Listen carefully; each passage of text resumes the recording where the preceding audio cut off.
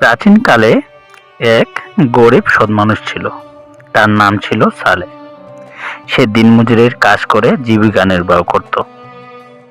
কিন্তু একদিন কাজ না পেয়ে সারাদিন উপোস করেছিল। সন্ধ্যার সময় সে ক্লান্ত শরীরে হাঁটছিল।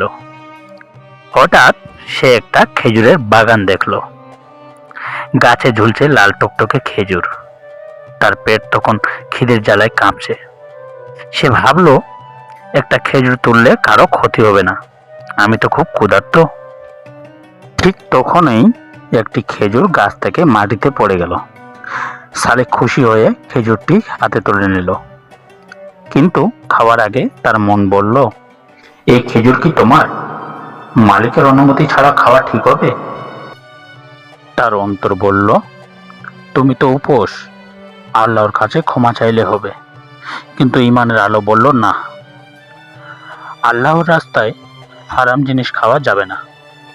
অন্যের হক না নিয়ে বাঁচা চাই। সালেহ সেই মুহূর্তে আল্লাহকে ভয় করে সিদ্ধান্ত নিল, আমি মালিককে না বলে এটা খাবো না। খেজুরটি হাতে নিয়ে সে মালিককে খুঁজতে বেরোলো। অনেক দূর হেঁটে ক্লান্ত হয়ে অবশেষে বাগানের মালিককে পেল। সালেহ বিনয়ের সাথে বলল, ভাই, আপনার বাগান থেকে একটি খেজুর মাটিতে পড়েছিল, আমি তুলে নিয়েছি। আমি খুব ক্ষুধার্ত, আপনি অনুমতি দিলে খাবো। বাগানের মালিক সালেহর সততায় অবাক হয়ে বলল, আজকের যুগে কে এভাবে সৎ থাকে?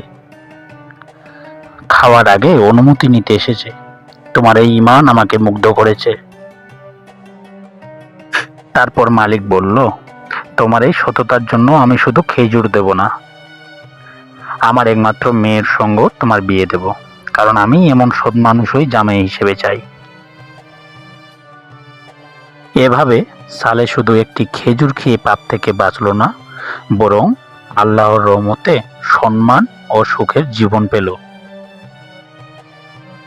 তো বন্ধুরা, গল্পটিতে আমরা যা শিক্ষা পেলাম তা হলো, যে মানুষ আল্লাহকে ভয় করে পাপ কাজ থেকে বিরত থাকে, আল্লাহ তার জন্য এমন দরজা খুলে দেন যা সে কল্পনাও করতে পারে না।